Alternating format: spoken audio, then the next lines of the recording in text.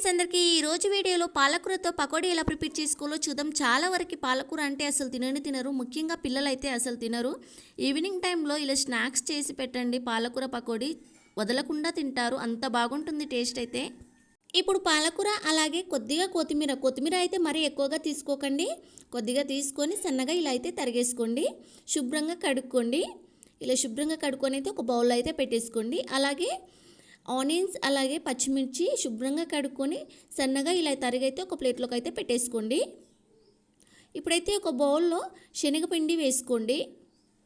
శనగపిండిలో ఇప్పుడైతే కొద్దిగా అల్లం వెల్లుల్లి పేస్ట్ వేసుకోండి, ధనియా పౌడర్, జీలకర్ర, వామ, అలాగే కొద్దిగా సాల్ట్, ఇంకా కొద్దిగా సోడా, చిటికెడైతే సోడా వేసుకోండి. పాలకూరలో vitamin A, C, B9, K, iron, calcium, magnesium, fibre, potassium, proteins, పిండి పదార్థాలు పుష్కలంగా ఉంటాయి.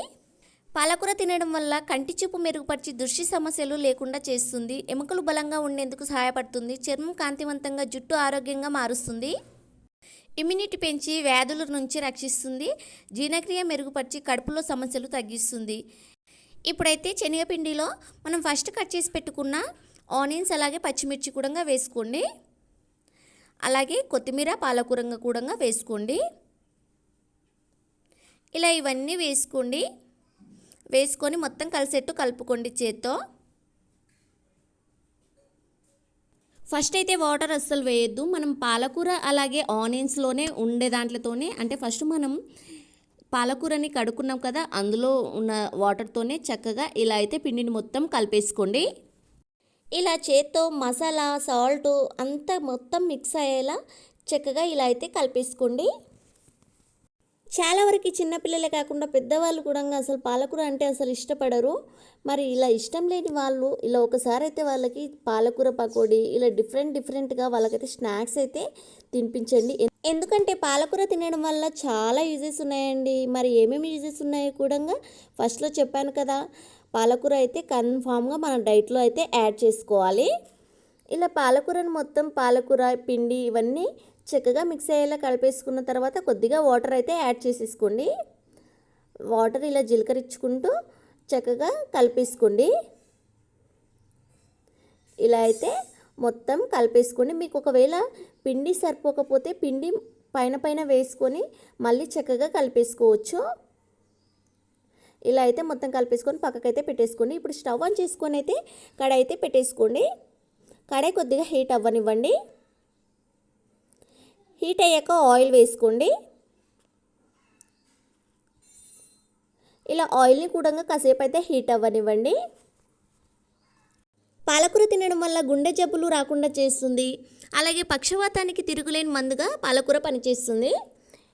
ఆయిల్ కొద్దిగా ఇలా హీట్ అయిన తర్వాత కొద్దిగా పిండినైతే అందులో వేసుకోండి. చూసారు కదా, ఆయిల్ చక్కగా హీట్ అయింది, మంచిగా ఫ్రై అవుతున్నాయి. ఇప్పుడైతే పిండినైతే ఇలా తీసుకోండి. ఇలా చేతిలో కొద్దిగా తీసుకొని పకోడీలాగా ఇలా కొద్దిగా వేసేసుకోండి. మరి గడ్డలుగా వేసేసుకోకండి, ఇలా కొద్దిగానే వేసుకోండి. అలా అయితేనే చక్కగా లోపల కూడా చక్కగా ఫ్రై అవుతుంది. మనం పిండిని ఆయిల్లో వేసినప్పుడైతే స్టవ్ అయితే సిమ్ లేదా మీడియంలోనే పెట్టేసుకోవాలి. సిమ్లోనే పెట్టి ఇలా పిండిని మొత్తం వేసుకున్న తర్వాత మీడియంలోకి టర్న్ చేసుకోవాలి. హైలో అయితే అస్సలు పెట్టుకోవద్దు. ఒకవేళ మీడియంలో పెట్టుకుంటే, ఫస్ట్ నుంచి మీడియంలో పెట్టుకుంటే అయితే పైన మొత్తం ఫ్రై అవుతుంది, లోపల మొత్తం పిండిలాగా ఉంటుంది. అలా అయితే అస్సలు చేసుకోకండి. సిమ్లోనే పెట్టి ఇలా చక్కగా ఫ్రై చేసుకోండి. ఒక సైడ్ మొత్తం చక్కగా ఇలా గోల్డిష్ బ్రౌనిష్ కలర్ అయితే వచ్చిన తర్వాత చక్కగా ఫ్రై అయ్యాక మళ్ళీ వేరే సైడ్ అయితే టర్న్ చేసుకోండి. ఇవి చక్కగా ఫ్రై అవ్వాలి అని అంటే కొద్దిగా టైం అనేది ఎక్కువగానే పడుతుంది. తొందరగా పని కావాలని హైలో పెట్టి అస్సలు ఫ్రై చేసుకోకండి. పిండిలాగా ఉంటుంది, అసలు టేస్ట్ అనేది అస్సలు ఉండదు. ఇలా అయితే చక్కగా ఫ్రై అయిన తర్వాత ఒక ప్లేట్లోకి అయితే తీసుకోండి. ఇలా గోల్డిష్ బ్రౌన్ కలర్ వచ్చిన తర్వాతనే ప్లేట్లోకి అయితే తీసేసుకోండి. చూసారు కదా ఎంత చక్కగా ఫ్రై అయ్యాయో. ఇలా ఒక ప్లేట్లోకి అయితే చక్కగా తీసుకున్న తర్వాత మళ్ళీ పిండి ఉంటుంది కదా, ఆ పిండిని అయితే కొద్దిగా ఆయిల్లో అయితే చక్కగా వేసుకోవాలి. మరి ముద్దల్లాగా వేసుకోకండి. చూడండి, చిన్న చిన్న పీసెస్ లాగా వేసుకోండి. ఇలా ఆయిల్లో చక్కగా వేసుకొని మంచిగా ఫ్రై చేసుకోండి.